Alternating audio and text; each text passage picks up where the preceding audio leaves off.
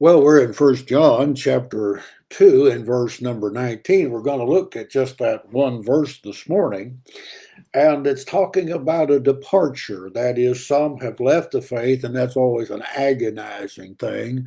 Over the 4 decades of preaching, it just happens. There are people who come in the church and leave the church, and it's been so many.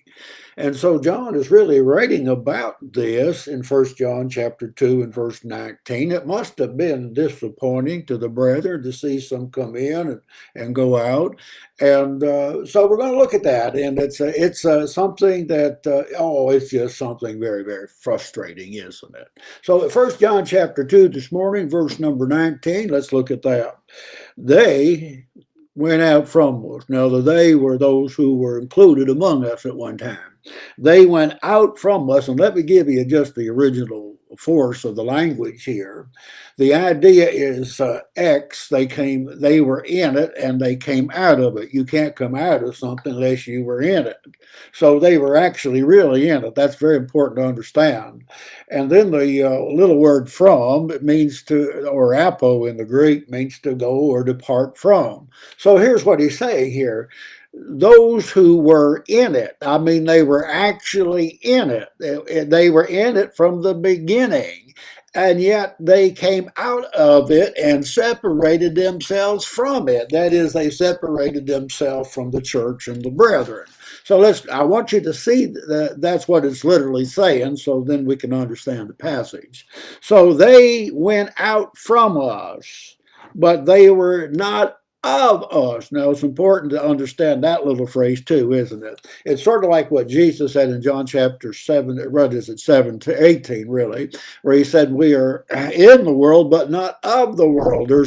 We're in this place, we're on the planet, we're in the world, but we're not of the world. We're not characteristically like the world. So stay with me for a moment. We'll make some sense out of this verse.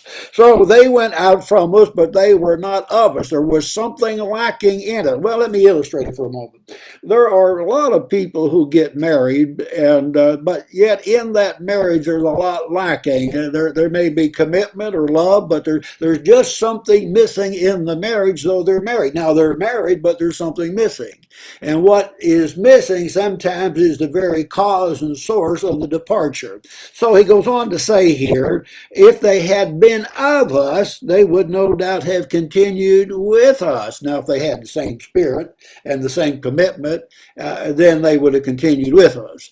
And listen to me for a moment. There are those who want to say in this particular passage that, they were hypocrites from the beginning. They weren't really with us or part of us. That's really not what John's saying.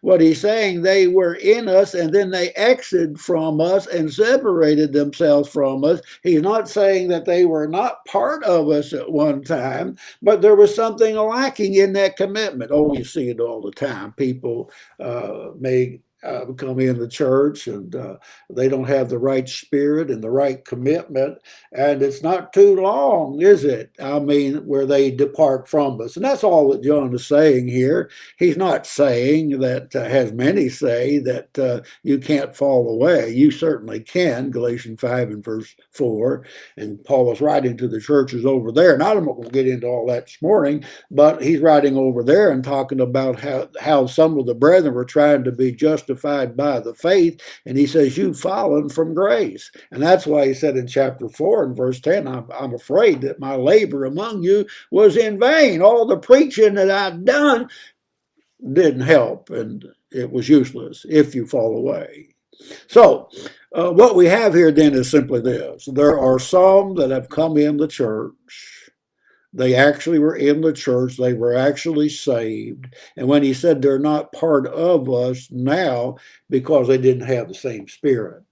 And that's what we got to watch. Over the years, we've seen it happen so many times.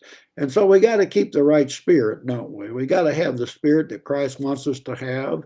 And we got to get that into our thinking and get a grip on it, having the spirit that keeps us committed. That's something to think about today, isn't it? Those that were part of us no longer with us because they didn't have the right spirit. Well, see you tomorrow.